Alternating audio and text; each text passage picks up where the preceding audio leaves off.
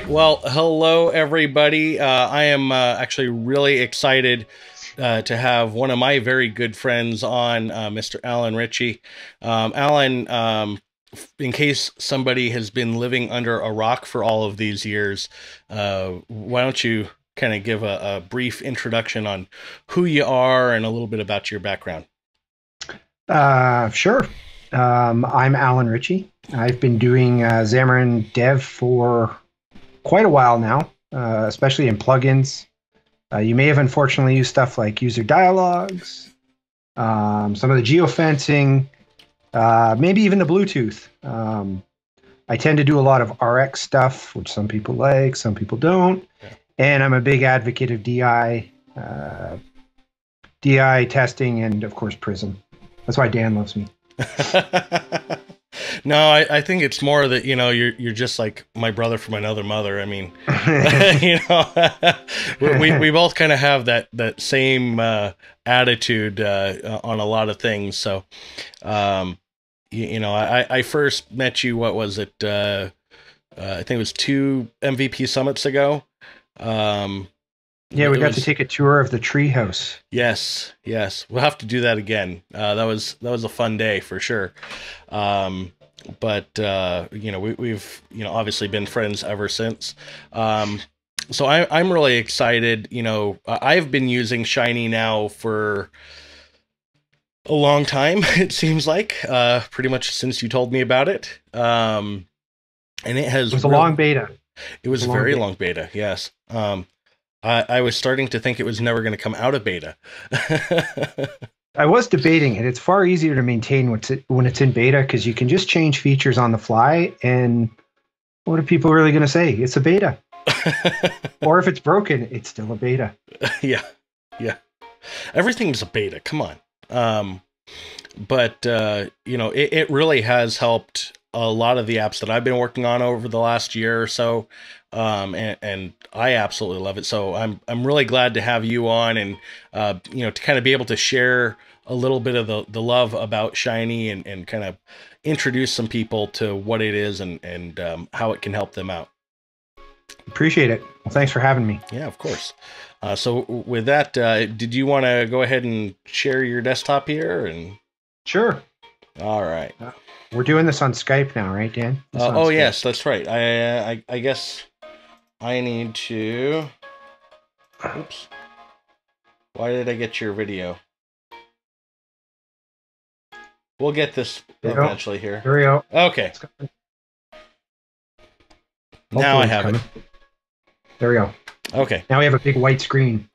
I don't see anything. I don't see half my screen there, Dan.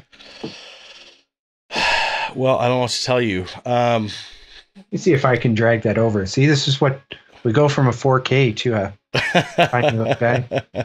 Well, stop switching stuff on me. There we go. It looks. Oh, geez. Okay. There on Twitch, it looks fine. Here. We'll see if anybody's complaining after. Here, let me see if I can fix that. Okay. So, for those who don't know, Shinee was my attempt to kind of bring together all the plugins that I've been working on over the years. It wasn't really to compete with Essentials at all. Essentials, they wanted to create kind of a simple API. They did a fantastic job of it. But they wanted to cover kind of the stuff that people do use most of the time. And I wanted to cover some of the more hardcore things like the background jobs and the geofencing and Bluetooth, which has long been the reason why I have gray hairs. And I wanted to make it work in kind of a nice, easy interface.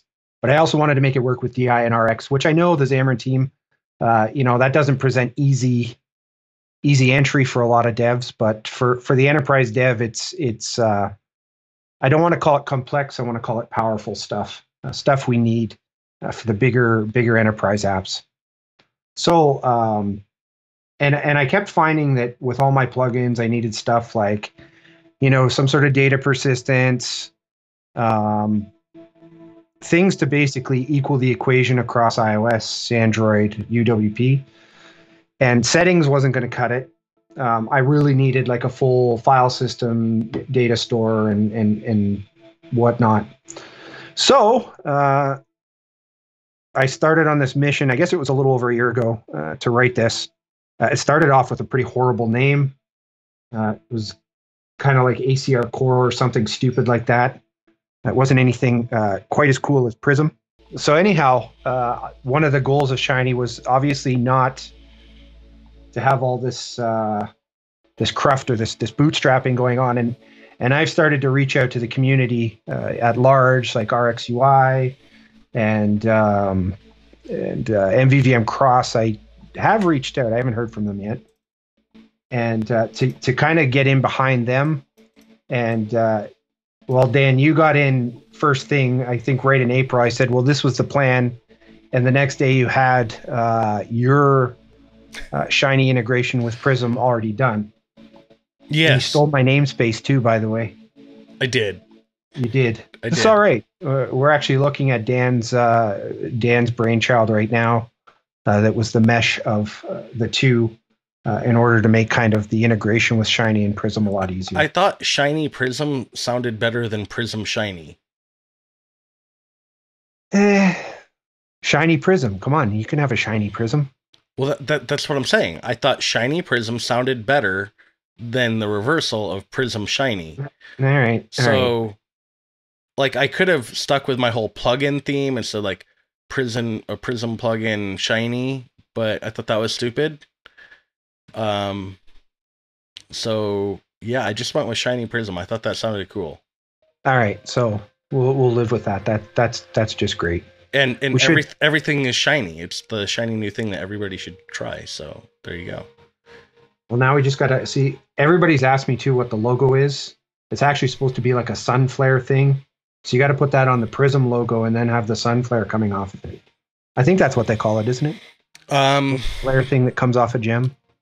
I suppose I could do that for the next release. There you go. Here, I feel like you've got design potential, Dan. All right, let me take a look at this. Go on. Okay. Yes. So I figured today we'd probably just scratch the surface of kind of some of the stuff that's big to Shiny, the core stuff like jobs. I won't talk too much about the essentials overlap. There is a fair bit of it. But again, the reason I have it is that one, I want to be on my own release schedule, my own set of APIs that I can fix and deploy at will. And you want it to be testable? Let's be honest. I want it to be testable, but that's it's not really my fighting frame there. You know me. That's always been my pet peeve. But yes. Exactly. I know. But what I wanted to kind of give was something that I could work without being bogged down. That's not to say that Essentials would have done that at all. It's just to say kind of, this is how I roll. I don't have to wait. If I want to deploy and break stuff at 12 a.m., so be it. And it just, I've had a lot of this stuff for years. So I figured we'd start with jobs because that's the one that everyone kind of knows. So we'll just, I think today we're just going to do some of the simple stuff and we'll go from there. Okay. I didn't want to bore anybody with the kind of the bootstrapping that has to go on. I'll release the GitHub repo after our talk, and there is a ginormous sample online. Hopefully Dan has links. You have links, right, Dan? Links for what? What are you looking for? I can create easy links on the fly. All right. So Dan's going to be the host. He's gonna do us justice with some links. But anyhow, I'll write this simple test app today, and we'll make it look like hell because I'm really good at doing that. I don't do pretty code, not pretty UIs. I think that's why Dave never invited me back to his Xamarin stuff, because he's all big on the pretty and forms and stuff. So yes, yeah, it's all right. I'll forgive you, Dan or Dave. Okay. So jobs is pretty simple. If you've done anything with Android jobs, Work Manager, Job Scheduler, they all look fairly similar to kind of what we're looking at on screen right now. They all have this concept of here comes the info of the job. Obviously, they don't have what a cancellation token is or a task, but relatively close enough. So I wanted to kind of bring the .NET world into these jobs, and also make it on iOS. iOS really has no concept of this whatsoever, because iOS doesn't like anything running in the background ever at all. Yeah. So, if you fought with it, it's fun to try and keep things running in iOS. So that's one way of putting it. Yes. The general rule with iOS is 30 seconds and out. So that includes all your jobs. So as soon as you hit this line 13, you've got roughly 29 to 30 seconds to get your stuff done before it kills you. And you just kind of got to live with that. On Android, I think they'll let you go for like 10 minutes or something. I don't know what you're going to run for 10 minutes in the background, but if you don't like your users, it's probably good to just stick a while true there and let it go. I think I've had a few clients that would be like, oh, I can go 10 minutes. Can we push it to 15? Yeah. I don't know. I've heard some crazy requests. Yeah. I say 30 seconds and out. If it takes you longer than 30 seconds, you should be batching at the very least. Exactly. Yeah. So with jobs, obviously the first thing you notice is it's pretty standard. Let's go ahead and stop crashing in the background. That's always a good thing. Yeah. Yeah. So of course you're using that, Visual Studio for Mac thing. So I do generally, just because it doesn't get in my way for presentations. Usually, unless something crashes, but lately we've been reasonably okay. Reasonably. I still can manage to tick this thing off every now and again, but whatever. It does what it needs to do, right? Yeah. So let me just let's go ahead now that we've actually created this job, which is pretty simple. Just take an interface and it'll give you this nice, cool stuff to work with. We're going to go ahead and register this. Now I've saved everyone the time of going, oh my God, I got to do all this boilerplate stuff.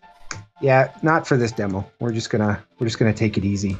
So let's go ahead and register a job. And we're going to create, what did I call that? The test job. Seems easy enough. And that's it. That's literally all that's involved in registering a job. Now, one other thing I did want to explain is jobs are periodic. They're not scheduled. I know a lot of people don't understand probably the difference in that, but scheduled jobs means you're going to hit, maybe you want it to run every hour on the hour. It's basically like a cron kind of thing, right? Exactly. Yeah. But it's not that, especially with things like DOS, and iOS is actually fairly intelligent how it runs its background services. It may determine, hey, we know internet's about to go out, so we're going to go ahead and run your jobs now, so you can download stuff, etc. Stuff like that. Or you just came back online, or whatever. Exactly. And it's going to pull data now because it's like, oh, you got internet. Let's go download it. Yeah. All of it. So jobs are periodic. They will run when the user is expected to do stuff, not when your app is expected to do stuff. If you want your app to respond to events, then you need to go into push notifications, which we'll cover later. Okay. Jobs do allow you to do a lot of things like registering. You can add parameters. You can set stuff like to repeat indefinitely. You can see stuff like the last runtime. Is internet required? So kind of like criteria to decide if the job is going to run. Normally, I just let this thing fly. And for the purpose of the demo, we'll just say, just do your thing. Run now, on requiring the internet, what is the default? I'm assuming that by default, it'll just run regardless whether or not you have internet, right? Exactly. It doesn't really care. There's no criteria you apply. If you don't apply it, it doesn't do anything, right? It just doesn't care. Fire at will, so to speak. Okay. So now that we've got our job registered with no criteria, we're just going to let it fly at will. So now we're back here. And one of the things with Shiny is that a lot of people, when they started running jobs or anything with my plugins, you know, it was really hard for them to bring their infrastructure here. So if they had, say, a database, or they had a bunch of abstracted services that process their business logic, it was extremely hard to bring it to the plugin, especially in the background, which is one of the reasons the DI was so important to Shiny. Because with that, all of the jobs do support things like dependency injection. So if you've got some data service thing, you know, you can bring it back here, register it with Shiny, and it'll be plugged into your job automatically for you. Definitely. And I would kind of say the real key there is we're talking about constructor injection, not property injection. Because correct, there are people that like, oh, well, I just wanted to set my property. It's like, just put it into the constructor and set it from there. Like, how hard is that? That's true. It does allow for a little bit better testability. I'm not actually sure. So I do use Microsoft's dependency injection framework out of the box. Obviously with your plugin, it's optional now. You allow them to pick even Unity. Yeah, you could use dry IOC, you could use Unity. There's an experimental package for the dependency injection, Microsoft dependency injection. I think there is a bug on that. I don't really use it, so I couldn't tell you. It passed all the tests, though. I know that.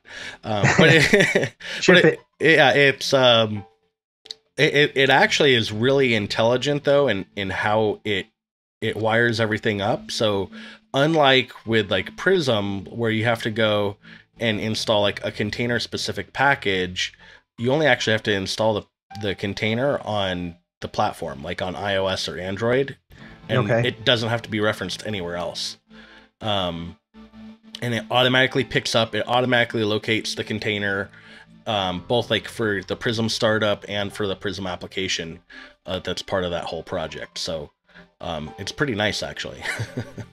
I did end up doing it for this because I figured, you know, I may as well show off some of your OSS stuff in this. Yeah.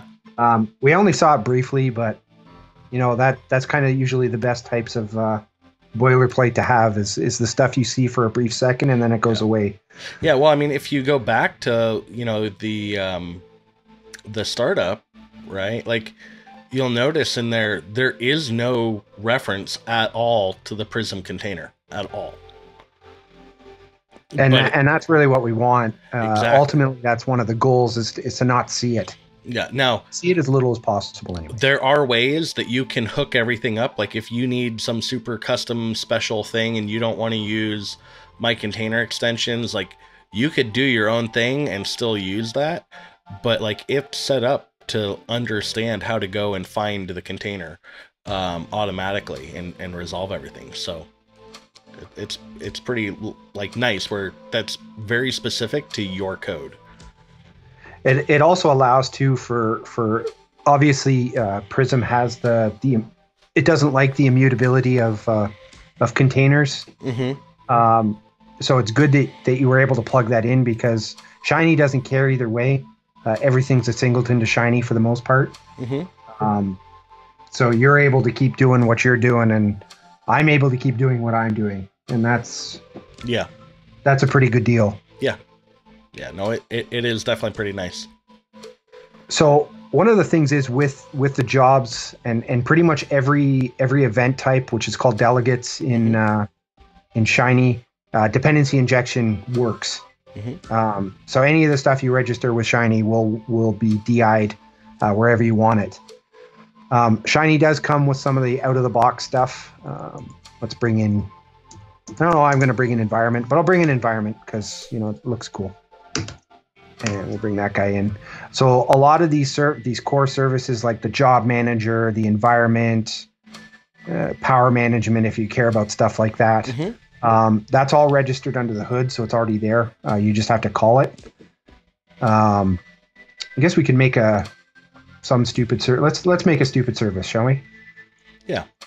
Why not? I'll even call it the stupid service.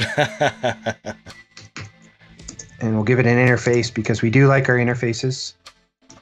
Doesn't mean we're over-engineering. It does mean we're making it testable. You can't obviously overdo it. I know a lot of people have been talking about that recently. Don't go crazy. You don't need services everywhere. Just you don't need to create an interface for an interface for an interface. So I am going to make this a stupid service, though. It's literally going to be calling something pause. And we'll do this. I think you should have called it step on rake. What? Oh, the rake service? Step on the rake? Yeah. Well, Let's make it no, it would be stupid if you stepped on a rake. So. Oh, okay. Yeah. All right. So there's our stupid service. So I'm going to go back to our startup. Now, this is pretty close to the ASP.NET world for how you register stuff. So it's not a... Alan, we had a question from Rodney here. Can he pick and choose what bits Shiny registers? All but the default stuff under the hood. So there's about 6 or 7 services that I register on each platform automatically. But other than that, yes, there are. I'm going to get to that. Okay. I'm going to get to that a little bit more in a few minutes. Okay. So let's go ahead and we just added our stupid service. So this should look familiar to a lot of the ASP.NET Core devs. Is they would register, if I can type, the iStupid service with its implementation. Now in Shiny and probably most mobile, in my world, pretty much everything's a singleton in mobile. A lot of things are singleton, yeah. So we're just going to keep that as a singleton for now. And I'll bring that guy in. I'll bring in our stupid service. Well, I think stuff like your iEnvironment, is good to look at too, because like, why would I want to use some of these? Like, what is it that they do, right? Sure, why not? Let's bring it in. So I mean, even if we're not going to use it in the sample, like just to look at the API, like what is it that it would help us with? All right. So let's do our normal dependency injection and store that stuff. I love your naming there. Hey, stupid. Yes. Nice. Well, that's exactly what we're going to do. So we're going to go ahead and we're going to call Hey Stupid down here. He's going to take a moment to pause. We don't know how long, but eventually it'll run. Now, one thing about jobs in general, if your job was to crash natively in iOS, and I'm not sure about Android, does have a recovery model. iOS, you crash in the background. That's it, man. You don't get another chance until your user opens the app again. They think if you're crashing, then your app probably sucks. So one of the things really is wrong? that Shiny. What's that? Are they really wrong? We all screw up here and there, right? I remember I had a screw up on you when you first started using GPS. Oh, and you were like, yeah, this thing just not working. Yeah, I'll look at that. I'm going to put a patch out. Hang on. Yeah. Anyhow, Shiny does do one of the background services that I do register on your behalf is logging. And I protect pretty much everything that could go wrong in your jobs or your delegates gets kind of swept under the rug and logged. And you can plug in your own logging and stuff. We're not going to cover that today, but you could broadcast out to App Center or maybe your local database, whatever you want to do. And then you could see why your jobs may be failing. So it's all protected. It'll keep running your job. Yeah. Don't worry about what you do. If Hey Stupid crashes, so be it. It'll keep trying to run this at a periodic interval. So, and we're returning a Boolean on this. So what is it that our Boolean means? Like when should I return true? When should I return false? So this is an iOS trait mostly. What it's doing is it's telling iOS so iOS is called background fetch. So it's thinking you're fetching data. You don't necessarily have to. They do kind of give you some squeeze room now that you can just, if you want to just do background crunching of numbers, you can do that. But the original intent was that you were going to get data for your app. So iOS is big on you telling them, did fresh data come or not? So if you've got new data that came in, you return true. If you didn't, you return false. If I were you, I wouldn't lie about it, because the service does look at things you do. So if all you were doing was a timeout or a spin or something, and you return true all the time, it would be like, you didn't even make a network request, man. What are you doing? Something's not legit here, and they will actually throttle it. So I can't tell you I how always have to, like, you know, because like if we're doing some sort of sync process, right? Like I might have like a whole bunch of activity, but like if I'm just always like pinging a bunch of API endpoints, or you know, even just like one API endpoint or something on the job, should I just return true? Because like I am legitimately making a network request, right? It's pretty safe in that case, because they still see data movement. But if you literally don't do much and you maybe return a byte, sure, they will throttle it. To what degree, it's impossible to say, because their processor is very AI driven. It's very intelligent. I know a lot of devs will complain about it, but from a user perspective, it's their background job process, or the background fetch, is actually quite a good thing. Okay. Android, sky's the limit. You want to blow away data and run for 10 minutes, have at her. Even DOS, it doesn't really truly prevent all of that. So we've got our nice stupid job. Hey, stupid will run. Presumably this will pause for a few seconds. Again, we want to be in and out of here in 30 seconds.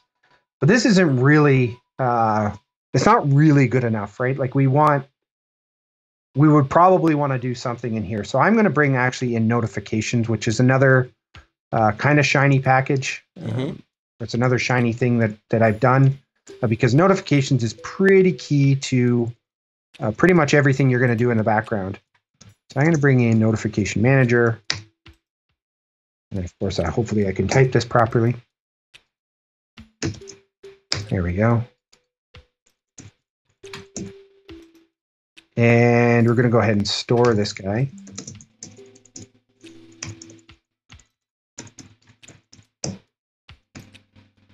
Okay. So we're dependency injecting a lot of things in here. That's all right. So why don't we just say, let's do something fun. Stupid is starting. Yeah. Shiny Sync. I call this the Shiny Sync app. Very inventive, right? Okay, and stupid is starting.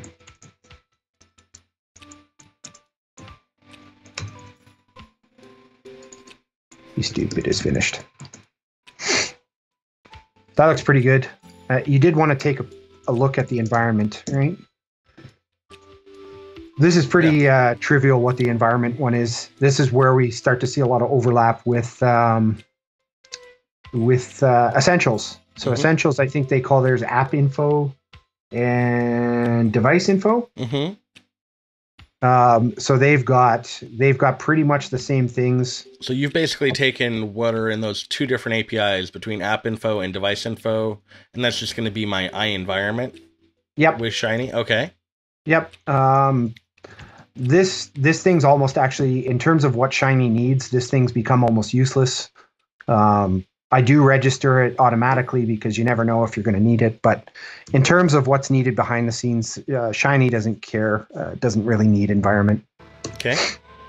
So, but it's there if you don't want to bring in Essentials, or you maybe want to unit test stuff. Eventually, Essentials will plug into this environment interface, and then it doesn't matter. So now that we've got our notifications, this is to answer Rodney's question from earlier: is what parts of Shiny, can we register, or do we kind of plug in? So notifications is one of those.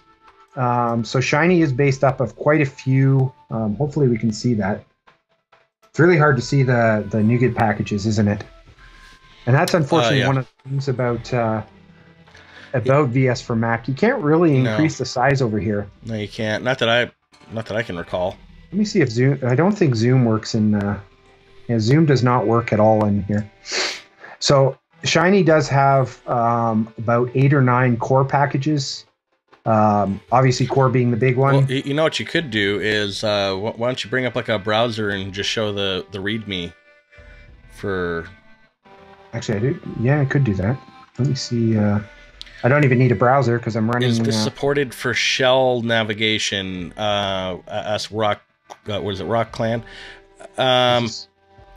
So it really doesn't care about shell. I think it's kind of the Shiny point. doesn't really have anything to do. It doesn't even with care. UI. It doesn't even really care about Xamarin Forms ultimately. Actually, that's kind of a good segue to why I called it Shiny. Huh. A lot of people have been like, well, what does this do for Xamarin Forms? It's actually me being a little bit of a jerk. So I used to make fun of people who downloaded NuGets on 0 day, and they always had problems, especially with like Android support. Like that Android support library would come out, and people would be updating NuGets. Well, just wait till you get Xamarin Forms 4.5, man. Because don't start, Dan. Don't start. Oh my God. X is going to be fun. Yeah. So, it was kind of a joke because I was like, oh, everybody on 0 day has to get those support libraries and be going, hey, open source, when are you guys updating? And I remember with user dialogues, the support libraries kept updating fairly frequently in that time. And people were like, did you update it? And I didn't even know an update came out. It was like 4 hours later. Yeah. And I was like, man, what is... Like, do you even know why you want the library? Like, chill. This is like before the days of Dependabot too. Like, I mean, exactly. Like, now you got Dependabot to just like, oh, I guess there's an update. So I think at that point I ended up, I was like, it's like Gollum with the ring in Lord of the Rings. Like, I must have my shinies.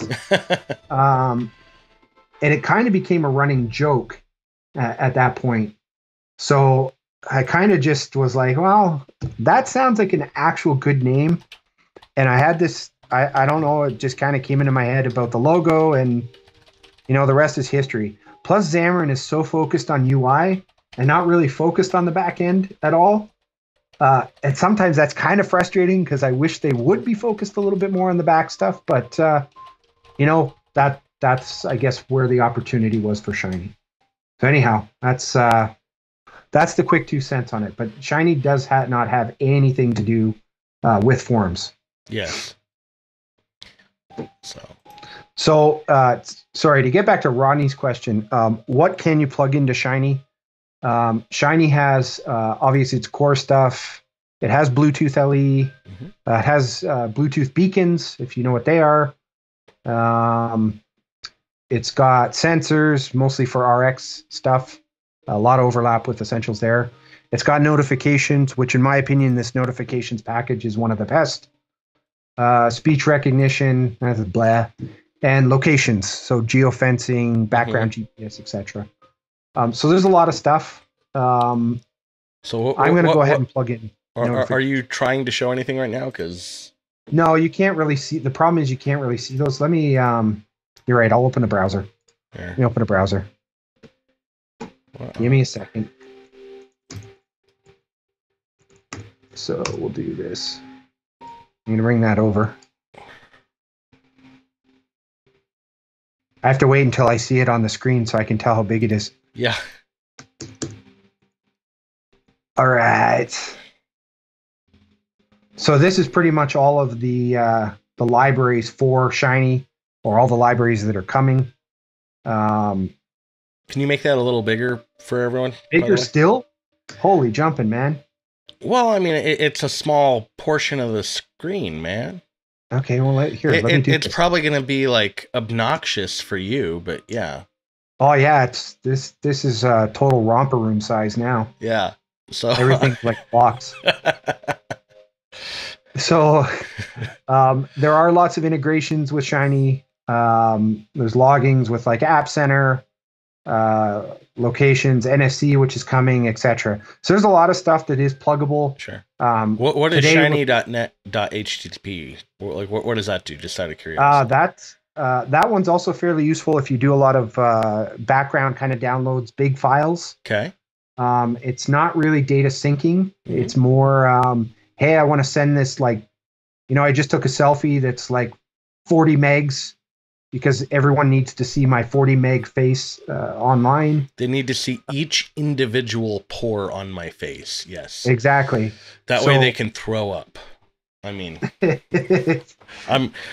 I'm no Instagram star, okay? Neither am I. That's why my animated face is on the left there. Yeah. So if you wanted to upload those big photos, you don't want to make the user sit there and go, holy geez, I'm going to do this over 3G. This is going to take a while. So the OS is Android and iOS. Actually, UWP as well has got a pretty good implementation. Has a background upload and download. Mm-hmm. So what this will do is it'll feed it to your backend server as there's internet.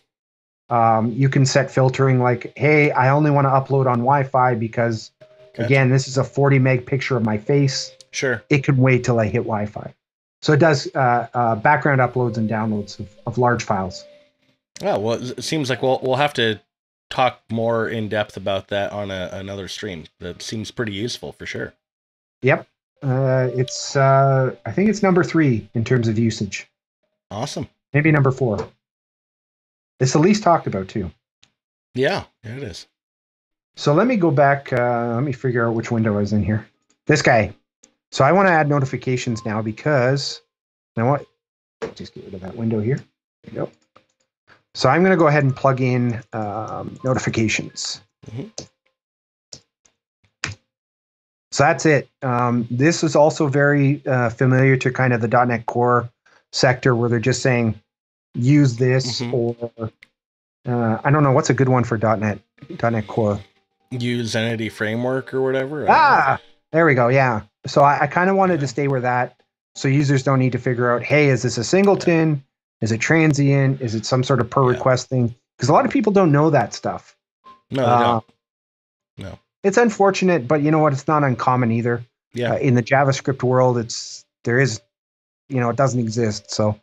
Well, I mean, so I wanted that paradigm. I know, like, I had requests for a while of people who wanted to use stuff like Entity Framework with SQLite on their Xamarin apps, and so like some of the testing that I've actually done with the container extensions is exactly that, like, because people don't know that when you register Entity Framework, it's a scope service. And Prism doesn't know anything about scope services at all. So like all of that is actually tested, and like I've confirmed it does work. Like I haven't tested it on an app because I don't care about it, but I do have tests that validate that you can do that kind of thing. I don't think Entity Framework, if you are thinking about using it in a mobile app though, I think there is a problem with it. Yeah, there definitely is. It kind of becomes more of a problem with iOS. Mm-hmm. I think they're trying to fix it, but iOS Entity Framework is extremely heavyweight. Yeah, it is. Stay away from it. That's my 2 cents on it. Yeah. Well, the bigger one, I think, is the HTTP client factory or whatever. Yeah, a lot of people are using that too. I'm not sure really what relevance that needs to have in mobile, but to each their own, I guess. That one I haven't personally used. The bigger thing on that one is, you're delegating something that is going to give you that client rather than constantly creating a client and disposing it. Like, it's actually rougher to be constantly creating a brand new client, disposing it, create, dispose, rather than just reusing the same client over and over. And that's a funny thing. HTTP client was designed to handle multi-requests and not be disposed. Yeah. I'm pretty sure it does DNS caching internally, so it's actually faster to keep one client. Don't dispose of that thing. Yeah. The problem is we see iDisposable now these days, and we're just like, put it in a using statement. and then destroy the damn thing when we're done with it. You know, thanks to Roslyn, right? Like, anytime you go new HTTP client, it's like, this is not being disposed. I'm like, am I supposed to dispose it? Like, I thought I should just reuse the same one. I think it did take them a while to clear it up, but you know, I think it's finally understood. But then they brought HTTP client out, and I don't know. Yeah, I got nothing. I just do use a single HTTP client, and the world's happy. Yeah. So when I do register these services, I wanted to stick with that paradigm. So if you do bring any other .NET Core services, I don't know what would be client-side specific or mobile-specific stuff. It'll follow kind of the same style, anyways.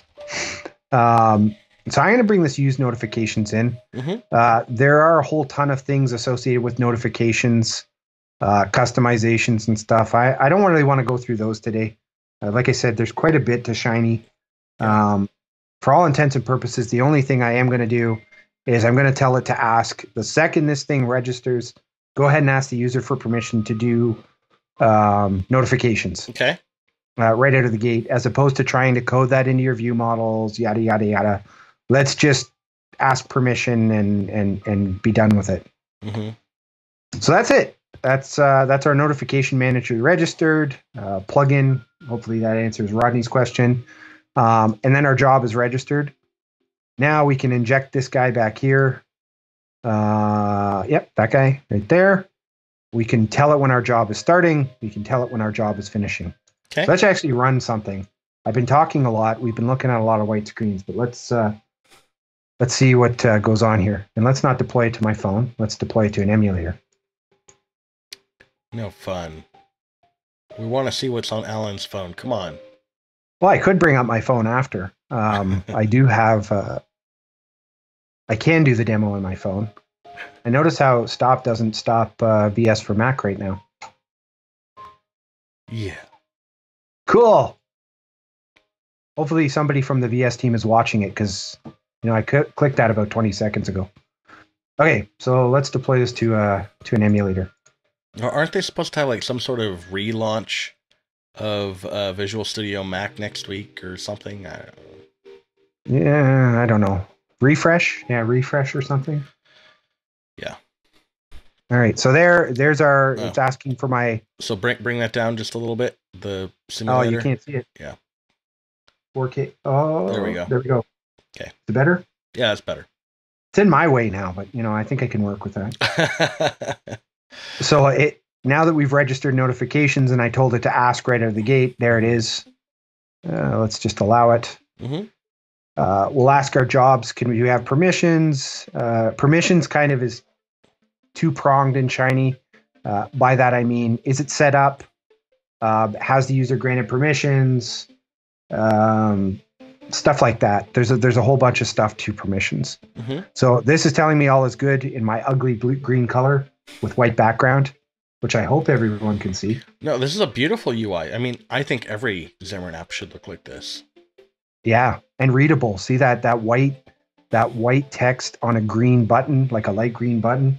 But I'll read it out for the blind. Is job permissions equals available.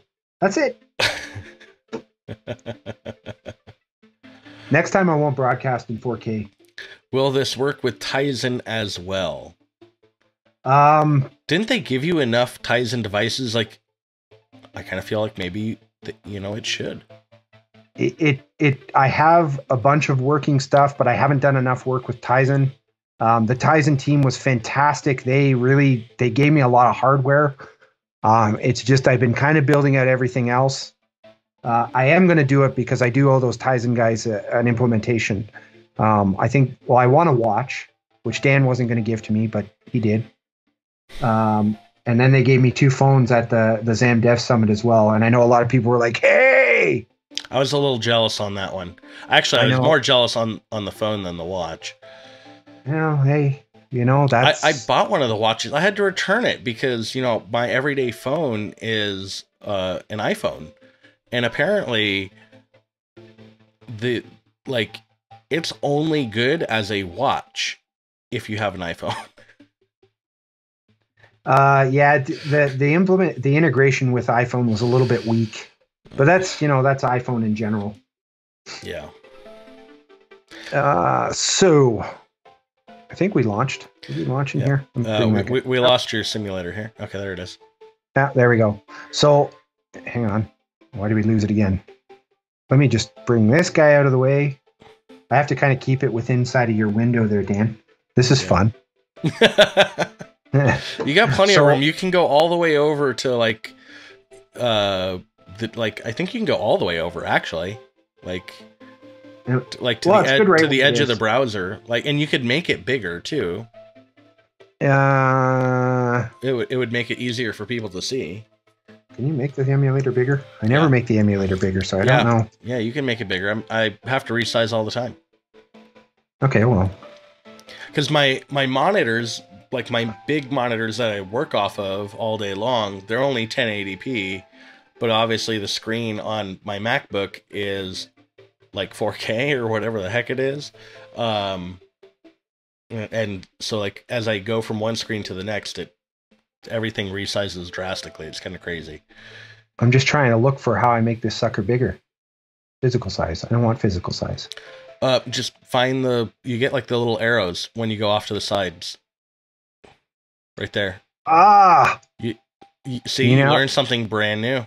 There we go. I never resize these suckers. I just let them be. Yeah. So I usually like to test an iOS first for jobs. Mm-hmm. Now I can actually read it. There we go. Because iOS actually, especially on Mac, is very easy to test background jobs with VS for Mac. So they have, hopefully this is running well. Nobody can see my menu at the top because it's chopped off on Dan's, and unfortunately you can't drag the Mac window. So I've got VS for Mac highlighted, and if you go to run at the top, once you've set up background fetch, there is a little button called Simulate iOS Background Fetch. Mm-hmm. We're going to go ahead and trigger that, and hopefully we get some stuff running. Let's set some breakpoints. We'll set some breakpoints. Let's put that in the background. And no, wrong window. We're going to simulate. Let's not run in here. Let's go ahead and rerun. Whoa, stupid must have been running way too long.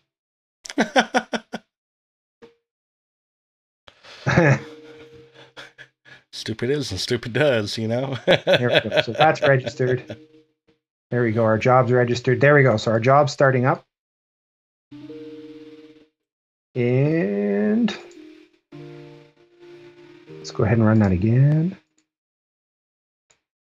Simulate the background fetch. Okay, so hopefully everybody can see the debug. So you can debug your job by doing simulate fetch. We're going to go ahead and trigger the notification. Wonder why it's taking so long to trigger the notifications. That's interesting. It's not crashing. Huh. That's what it got stuck on last time. Well, I feel like maybe you didn't sacrifice a proper gift to the demo gods, and yeah, that's what happens, right? Yeah. It's all right. I can open the other big demo. This runs all the time, so. And let's try that again.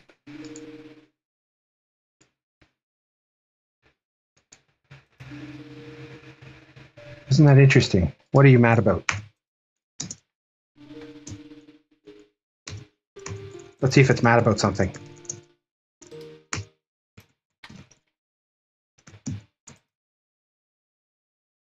So there is console logging and stuff built in. Maybe I should configure that. Should configure logging. And we'll return false.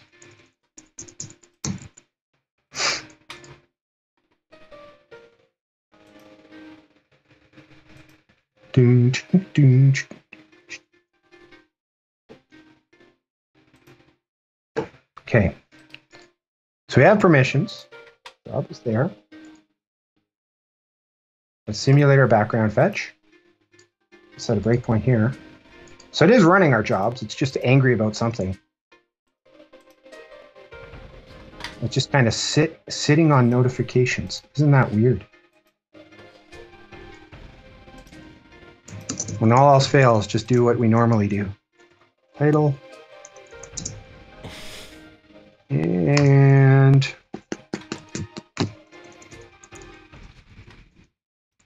to figure out what Allan's bug is. Oh. What's that? So we just got to figure out what your bug is. I probably did something stupid. I am running the latest and greatest. One of the things I am trying to do is push notifications.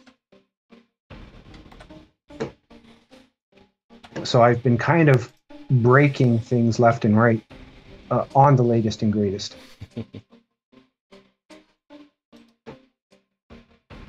And notifications just does not want to give today. Doesn't want to give anything. I have one other thought.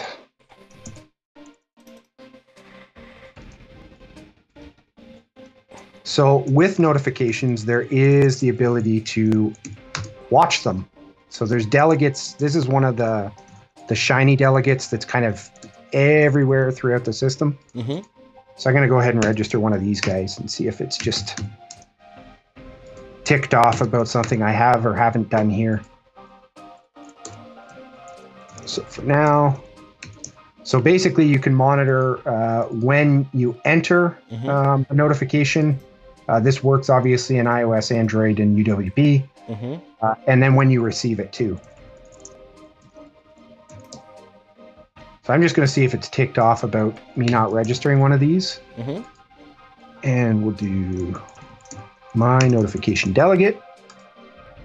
So that's how we register a delegate. This guy supports all the DI stuff if you wanted it. I don't particularly find notification delegates that useful, but I guess some people live and die by it. So I was told.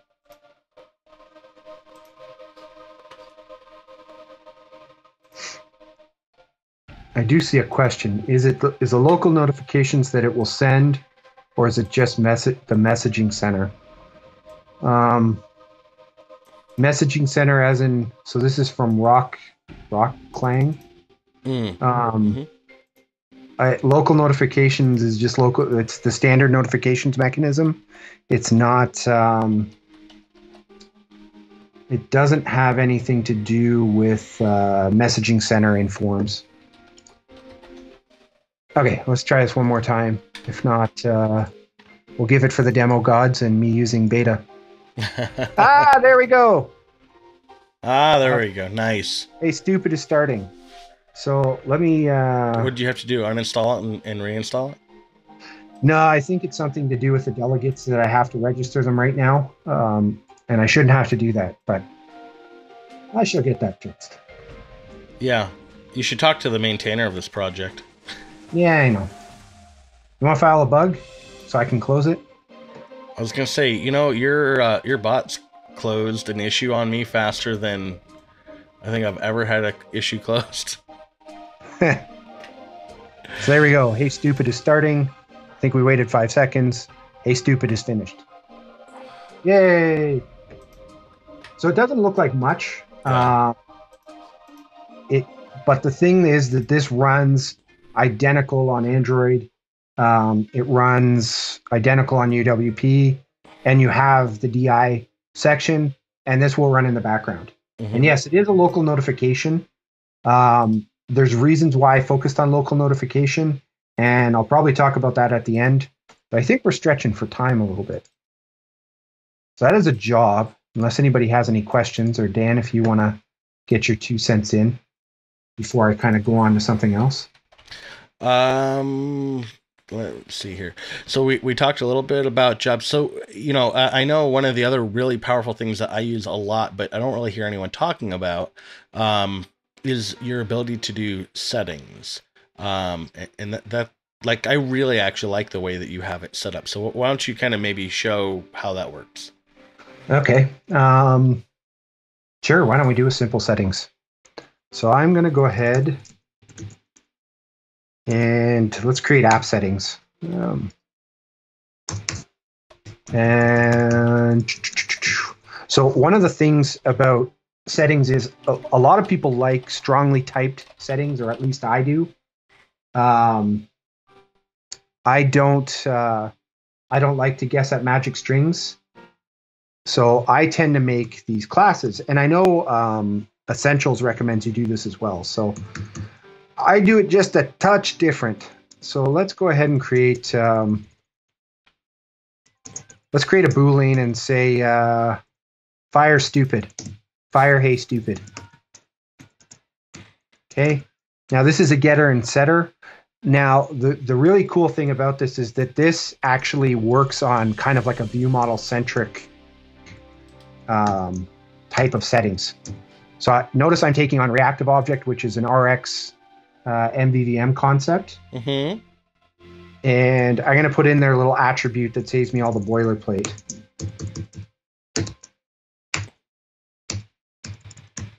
Okay, nothing special. And let's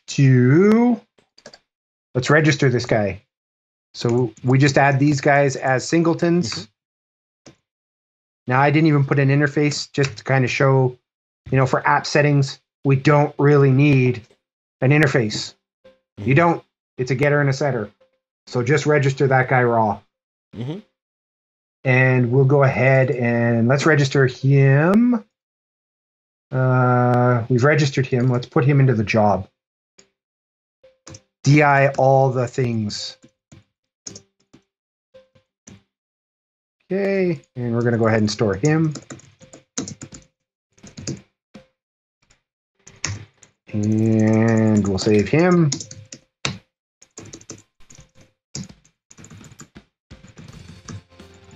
And maybe we don't want to run Hey Stupid. So this app settings, fire Hey Stupid. If we're going to fire it, then go. Now we're also going to give this a default value because in a lot of settings, maybe you want the default to be true, but once it's changed, you don't want to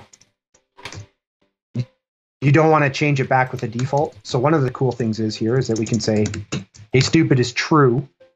But once this object gets bound, if the user had set false on it, this will be reset to false. So this is the default value in the constructor. And then our magic mechanism with the Shiny registration is going to replace this. So let me put this in our view model. So all the DI is handled by, this is kind of handing over to Dan at this point, and Prism. And I do tend to use RxUI up here, but that's all. Go right there. Oh, look at that. Dan's been creating an icon. I see an icon flying around. Yes. Yeah. All right. I was going to say, what do we think? Is that the icon we want to use for Shiny Prism? It is quite pretty. I do like it. Okay, so let's, how do I want to do this? How do I want to do this? Let's do fire Hey Stupid. So we're going to go ahead and apps. What do I call this? I didn't even save it yet. There we go.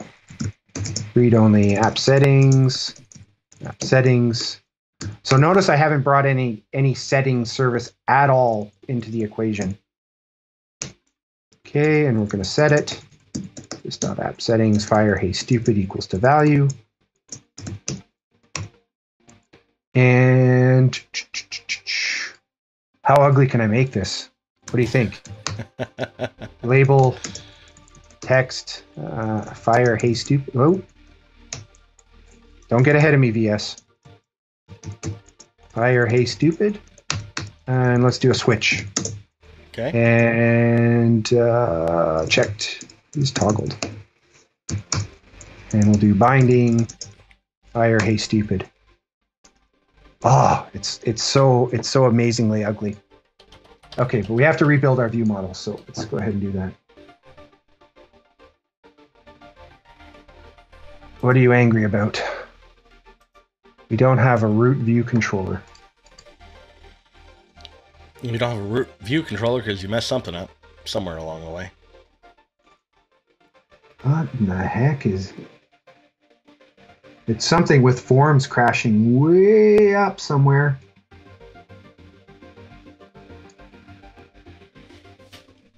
Let's see. I know you can't see the control window, but man, is that big. No, the text is too small for me. That's all right. Let me see what's going on here. Like it was just pixelated by the time I looked at it. See, we got to get into streaming 4K. How about hot restart? Let's see. I actually did have hot restart during the previews. Like there was some sort of bug in it that when I would launch, like it would actually throw an exception on startup before I ever got into any of my code in the app delegate. That was awesome, by the way. All right, let's see if we're better off this time. There we go. Okay, so let's take off fire. Fire stupid. Now I'm going to run the job again. And that time it didn't pause, it just right on through. So it is registered as a singleton. So let's go ahead and shut this guy down and make sure that that box is still unchecked. Unless I did something stupid. I did not. So see, it stayed unchecked this time, even though the default was true. Okay. So at no time did you have to do anything funky with the settings. It's just Shinee knows how to look at observable objects. So any delegates you have that you register with Shinee, if you make them view model-esque, and you put like a view model type property, like an INPC property, it will persist that value. And the thing with delegates too, I think you learned this the hard way, Dan, is that even though delegates are registered as singletons in Shinee, they really should be treated as transient because it's a fire and forget type situation. So a delegate, when it fires in Android, is through what's called a broadcast receiver. Yeah. So it'll actually spin up the delegate, fire it, and then it'll throw it all out because Android just kind of craps back down to nothing. iOS is a little bit smarter. It does kind of persist state. If you swipe away the app, obviously its state is gone, but it will hang around. And that's really good to maintain state on your delegates is usually a pretty necessary thing. I would suggest don't go too wild with it. So the real key on the settings, like you used reactive object, but reactive object doesn't matter at all. Like like the only thing you're caring about is iNotify property change, the same as any view model at all, like that you're ever going to use. Exactly. And I do use this one other thing because I don't like to deal with the boilerplate of implementing INPC objects. So RxUI does have FODI's power. So if you mark it with this attribute, at compile time, it'll actually go through and rewrite all this into all that getter setter crap that we're used to writing. So it's beautiful. It's beautiful. RxUI plus Prism is fantastic. Do it. Yeah, no, our RxUI plus Prism plus Shinee, like I personally, like, I'm biased, of course, but I think like everyone developing an app with Xamarin Forms should be using Prism, should be using Reactive UI, and should be using Shinee, because it's just going to make your app so much better, hands down. Beautiful. I think they're a beautiful combination. They all work so well together. So, I mean, locations is another huge topic. Maybe we don't want to go into that. Maybe we want to just talk about kind of what's next. I know you didn't want to go for a 3-hour. Yeah, we're not going to do a 3-hour today. And, so like, you've got the beacons, you've got Bluetooth, you've got locations, the HTTP transfer, sensors. We've talked a little bit about the notifications today. I know you've got push and you're working on some more stuff to deal with the App Center deprecation of push. Yes. So that's definitely going to be very exciting. And of course, NFC. So there's a lot there, and then you have some integrations like with SQLite and some other things there. You know, I think maybe what we need to do is see if we can get a room at Channel 9 next month and just do like, you know, something kind of longer and kind of use their facilities up there. Because that would be pretty cool. Thinking big, Dan. Yeah, I'll have to ping James and see what he can, like, what magic he can work, and see if I'm able to bribe him. Maybe. Actually, James has been a great supporter of Shiny as well. Yeah. He's really kind of backed it. Shiny is in a lot of cases complementary to Essentials, but it's different. Like, there is overlap, but only because there needs to be. But you can use Essentials with or without Shiny, and vice versa. Mm-hmm. So Brian says that as MVPs we can schedule Channel 9 rooms. So yeah, we'll have to talk off stream and try to coordinate something around that. Brian, I am really disappointed you showed up now, because I really wanted you to get on Dan's case a bit. I was actually trying to help you out today so that you would come and just really, because he was trying to lynch mob me on Twitter to get people to come and heckle me. So I was kind of hoping you would show up and really kind of hammer it to him. Yeah. That's all right. Get him back. What was it? Kick him out of the room at the MVP summit. What was it? Hashtag shut up, Allan, and take my bug report.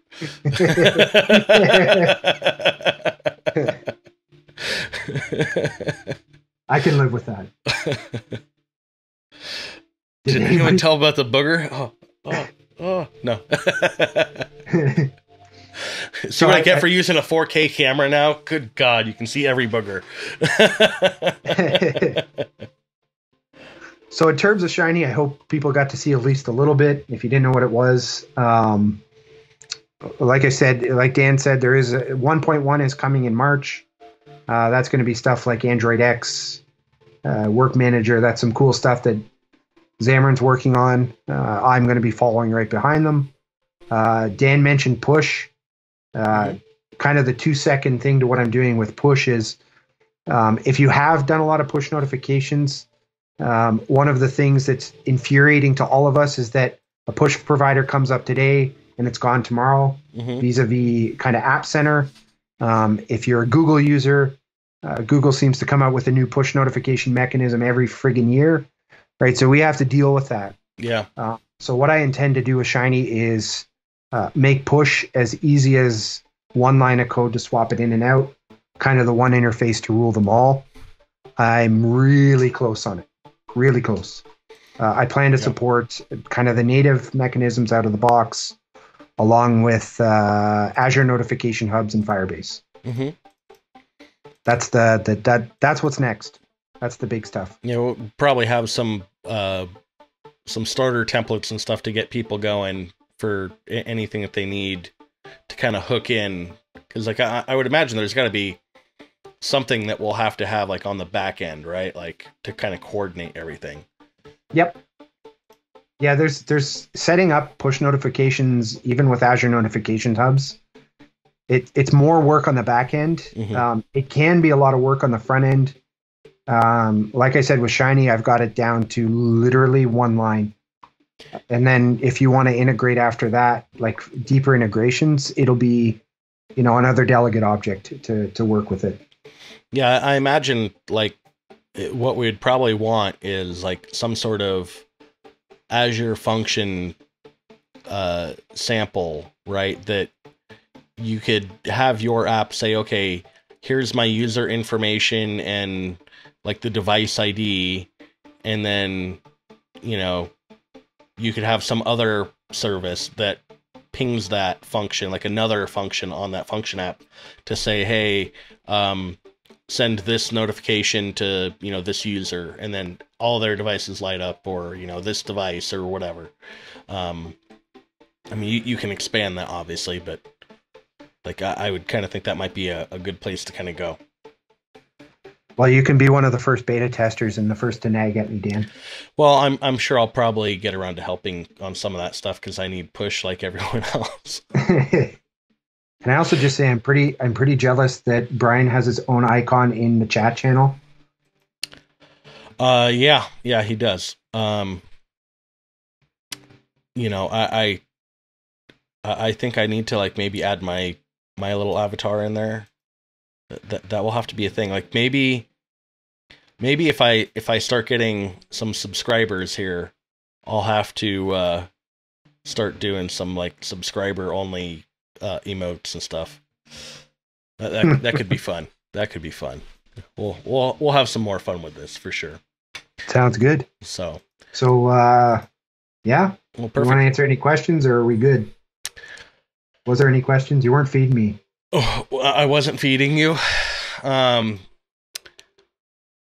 Okay, well, I'm just trying to think here. So, actually, let's go back to the notifications, because I know earlier, like, you kind of teased us, right? Like, there was, there were some more options. Like, all you did was say, like, hey, they work. I want you to, like, register for notification, like, use notifications, and I want you to prompt the user for permission as soon as you start. But there's more to it than that, right? So, yep. Like, let's maybe take a look at that. Sure. So, kind of the quick overview of notifications is that anything you can do on any of the platforms, I'm trying to open up. So if we look at, let me go to the test job, I guess. I'm going to shut this guy down. If we actually look at the notification object, it looks pretty barren here. But as you start to build off of that, there is a whole whack of properties here. There's stuff like setting the string payload. There is IDs that are assigned to each notification. So if you needed to link that with your backend database for whatever reason, that's here. Sounds, you can set the sounds. There's a whole blog post coming on how to set custom sounds in Android and iOS, because that's all kinds of wow. You can schedule. I need to, like, I'm sorry, but like you just reminded me of like one of my all-time favorite applications that I had, and it was like, honestly, it was like 20 years ago I had this application. I wish I could find it again. But I had like this little app that would run in the taskbar on my computer, and it was the South Park app, right? And so it would just be like Eric Cartman cussing at me randomly throughout the day. And, you know, it was hilarious. I don't think I can do his voice anymore. I can't do it either, but like, it was always funny. It was like, you know, back in the day, like when we actually had, you know, discs in our computers, right? So I'd go to open up the CD-ROM, you know, it's like not even DVD-ROM, like CD-ROM, and like, okay, open. He's like, I would if I could, you know. I do remember those days. You know, like randomly just, they killed Kenny. I love that thing. Yeah, you sound like a Southern Kenny. I don't know how to describe the voice you just made, Dan, but it sure wasn't Cartman. No, it wasn't. I'm not even trying to like sound like Cartman, but yeah, no, it was hilarious. Like I would love to do that as like a custom notification sound though. If you want to make the sounds, Dan, I'll put them in the Shiny sample app. You know, you have to find them where, you know, that they're not like copyright infringed or whatever. I'm pretty sure I'm not worried about anybody getting too high on the Shiny sample app running a Cartman sound, but you know, whatever. I'd be willing to take the risk if you want to do the sound. Yeah. Sounds good.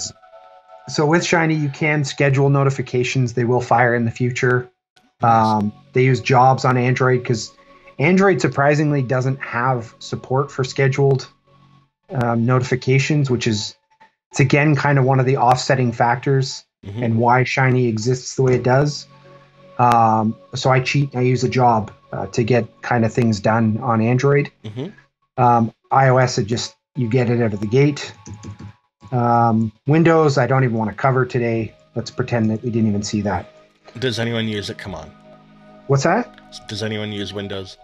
I know you and Brian hate your UWP, but I might see some life come out of it with 10x.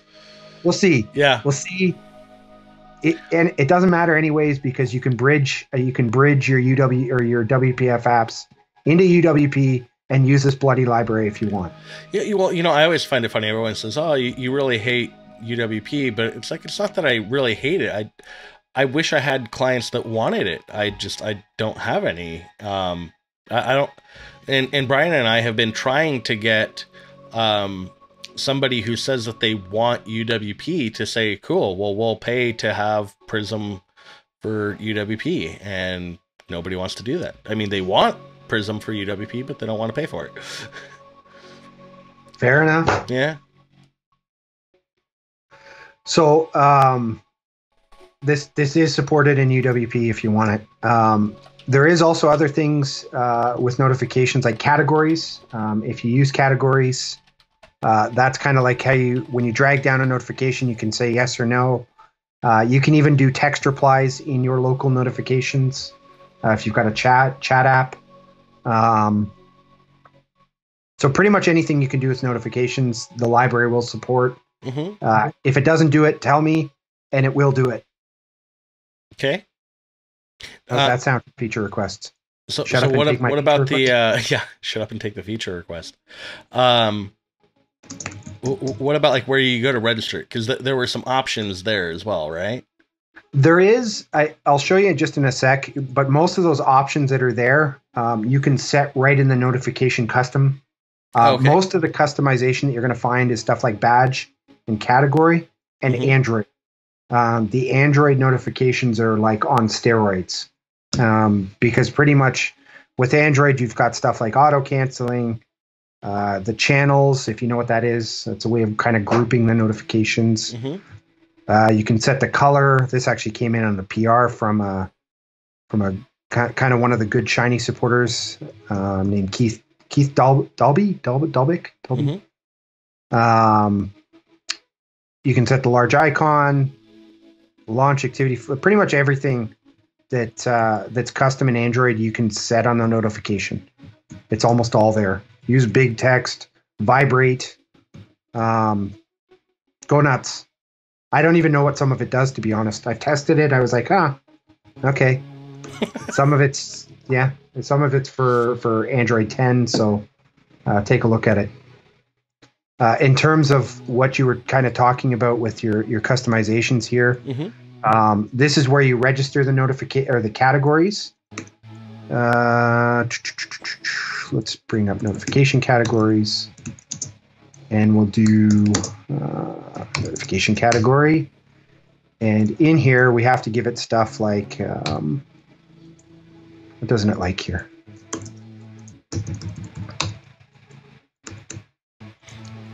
Can't even figure out my own syntax. Maybe because you specified which parameter that was, but not the true. Yeah, I'm just looking at what the... I thought I made this so this didn't need to pass, but yeah, there we go. Params. Notification category. It's a params? No, yeah, and VS for Mac is confused. It happens. So just pass it in as an array, and all good. Yeah, this is a VS for Mac is going crazy. Let's try this. Okay, now it's happy about that. What's it? Okay, there we go. Constructor args. I think Brian was talking about old age earlier, and I just realized I forget half the stuff I write sometimes. Well, that's mainly the reason why I've started doing docs and why I've written blogs. Like, I don't do it for other people. I do it so I can go find the information of like what I forgot. So Sorry if that insults people, but it's the truth. So this is just a way of all the actions that you have in the button. You can give it an identifier. So we'll do yes. We'll set the title to yes. And you can give it a notification type of, is it destructive? Does it open the app? Do you want me to bring down a text box that you can text reply? or is it just a yes answer? Mm-hmm. Right. So those are kind of the cool things you can do with notification categories. And then when you set it, let's give this test. And to use that guy, we would do category equals test. Now, the unfortunate fact is you can't really create categories on the fly. That's an iOS kind of requirement. Yeah. So you have to do everything up front on the registration. Yeah. Okay. So be it. We register the categories up front. Then you just, whatever the identifier is that you gave it, test. And it'll show, well, we can run this. I mean, worst case scenario, right? Like you could theoretically do this in a way that the next time you start up, you dynamically generate that. So the way I did it because of push notifications was it won't remember these. So if it doesn't find it, it just won't use it. So it is one of those things you need to register every time. Well, no, what I'm saying is like you could like if you persist it, right? Like the next time that everything starts up, you could, theoretically grab the, whatever you've persisted. I do like to dynamically generate things, Brian. So that way you can kind of get around this whole requirement. Like you wouldn't be able to use it that same time, but like, if you have like some new feature, like let's say your user purchased a subscription or something, right? So they've unlocked new functionality. Now you need like these new categories. You could technically try to register that the next time you start up. You could, right? You could theoretically do that, but you can't because iOS exists. And iOS is a pain in the ass. Well, no, because like the next time you start up and the I see what you're Shiny saying. startup, right. like you just like would persist everything and tell your user like close the app and then relaunch it and these new features will light up or something like that. Yeah. Yeah, I'm gonna pass on that for now, Dan. Well, you don't have to demo it. I'm just saying like there are ways. So here's our two buttons, our yes and no actions. I'm gonna say no, and it's gonna bring up this ugly little text reply, and then you can hit no. That will fire back. If you saw that delegate I did earlier, bring up the notification. It will end up back here. Let me let's run that one more time. And we'll do on entry. So it'll come in on the entry. So let's do simulate. There's our notification being received. There's the other one being received. And of course I didn't put it on that one. Put it on the first one. Is starting. Probably down at the end. 30 minutes ago. Right now. Yeah, that one right there. It should be this one. I just opened it. So there's no text reply coming in on it. Let me try it again. I want to do, let's run stupid this time so I have time to grab it. And we'll do simulate background fetch. That's going to go. Let's drop this guy down. We'll say no. Yes. Oh, hey. We'll say yes, no. And that'll actually end up coming back to this guy. So we'll do response. Of course, nobody can see that, but the text is in there. If you look with a magnifying glass, you can see the debug property. The text does say yes. Okay. And that's it. Sweet. It's pretty. So that's you can pretty much do everything with notifications. So basically what you would want in that notification response would tell you like what category or whatever that notification was, right? Yep, it'll give you the category and the text if it was a text type notification response. Okay. So that would kind of help you with being able to filter that, because like you can only have one notification delegate. You're not going to have one for each category, right? I guess you could. I don't know why you would, but you could. Well, no, I'm saying like if you needed to, like you would check whatever category in your one notification delegate that you have and do whatever you need to do there. Yes. Yeah. Yes. Okay. Very cool. Very cool. So, so we can kind of get an idea now on like why I would use on entry, but like what would be like a good use case? Like why would I want to do something for on received?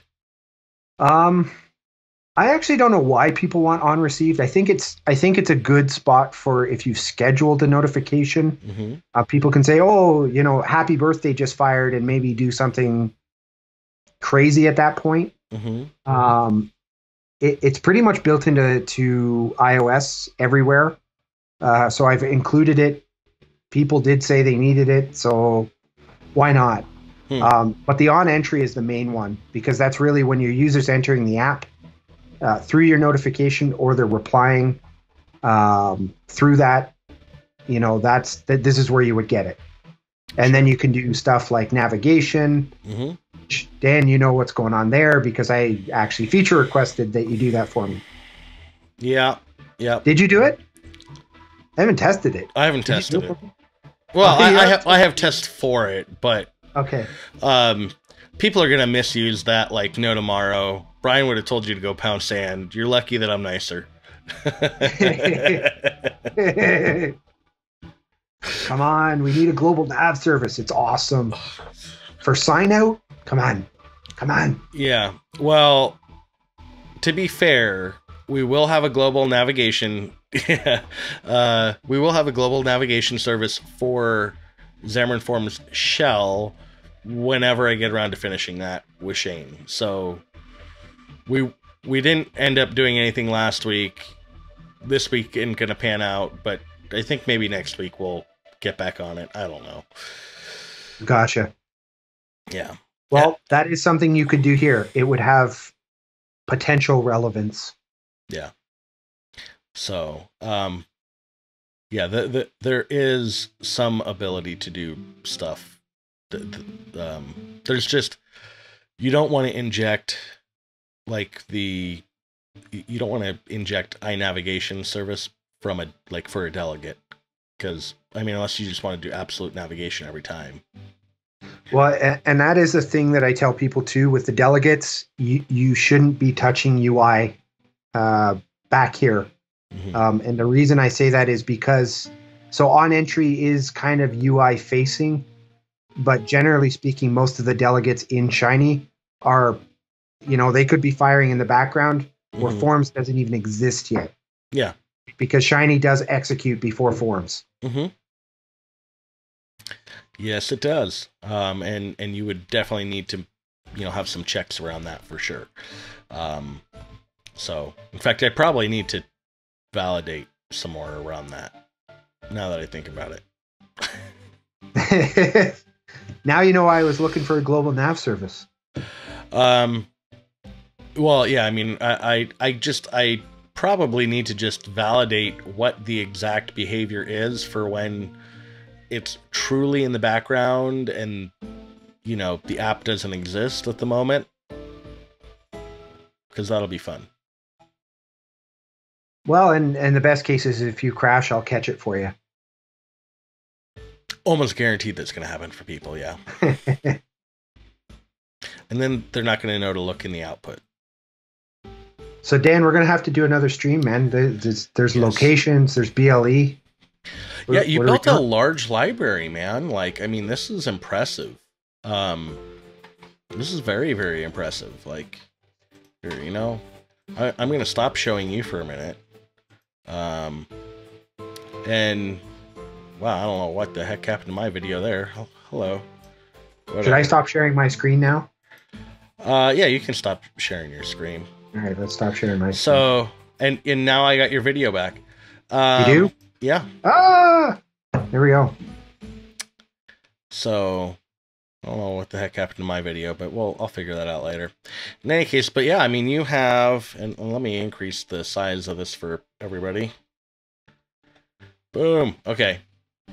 Yeah, so I mean, we've talked a little bit about the core. Like I said, you've got the beacons, Bluetooth, and you and I used the beacons for XamDev Summit, though we didn't really have it as functional as we wanted. And then yeah, and Android it had some issues. locations, and so there's a lot of good stuff in here, man. Like I said, we'll have to see if we can get a Channel 9 studio and really kind of go into depth on this, because there's a lot of cool stuff here for sure.